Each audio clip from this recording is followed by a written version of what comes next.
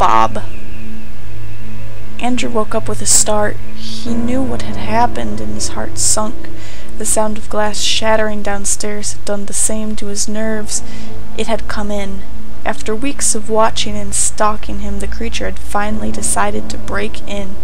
The patio doors, made completely out of glass, provided it with the perfect entrance. Andrew laid there in bed, in the blackness only illuminated by the small amount of clear light that the moon provided through the space between the curtains. He listened for the creature, listened to see if it was inside, secretly praying that everything would be silent. The terrifying cracking of glass under its feet confirmed his worst fear. It had finally made its way into his home. With this crushing realization, Andrew, now shaking, grabbed his titanium baseball bat and crept downstairs deeper into the darkness, determined to confront this thing once and for all, secretly hoping, though, that it would run away when it saw him as it normally did. Andrew stood at the bottom of the stairs, listening. At first, all he heard was the cracking of glass under the creature's feet. Then, for the first time, Andrew heard the creature, breathing heavily as if its throat was blocked by phlegm.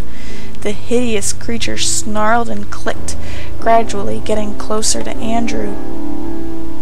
Now out of the kitchen, the creature was finally off the glass. It walked almost silently now, strangely more agile than it looked, especially considering how clumsily it ran away.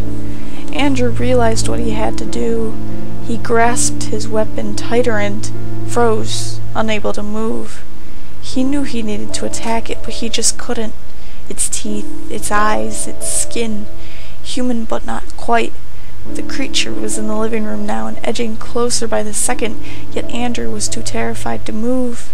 Even if it didn't have arms, this creature was the embodiment of terror to Andrew. Andrew stood at the bottom of the stairs, shaking. He heard the creature getting ever closer, the sickening sound of its distorted breathing amplified by the almost pitch darkness. The creature was nearly at Andrew. He had one chance to kill it, and he wasn't going to waste it. The creature stepped to the doorway to the stairs. Andrew was hidden just to the left. He swung at full force, hitting the creature in the chest with the bat. The creature staggered back, then stopped and looked at Andrew, its tiny wild eyes staring into Andrew's soul. Andrew felt a deep fear of the creature, unlike anything he had ever experienced. The creature then let out a gurgled hiss at Andrew, baring all of its sickening deformed teeth in the process. The creature kicked Andrew in the gut, winding him. Andrew fell to the floor in pain, unable to breathe. Andrew rolled onto his back and scuffled up against the wall just behind him. The creature watched him until he reached the wall, at which point it walked towards him and looked down at Andrew as if it were judging him, lying there helpless. The creature stamped on his shin, snapping the bone. Tears began to stream from Andrew's eyes, the pain so intense Andrew thought he was going to vomit. Andrew, now incapacitated, had nowhere to go and no way to fight. The creature placed its foot on Andrew's stomach, pressing down, ripping into his flesh with its long, dirty toenails. With the creature's foot now completely inside his stomach, Andrew began to cough blood.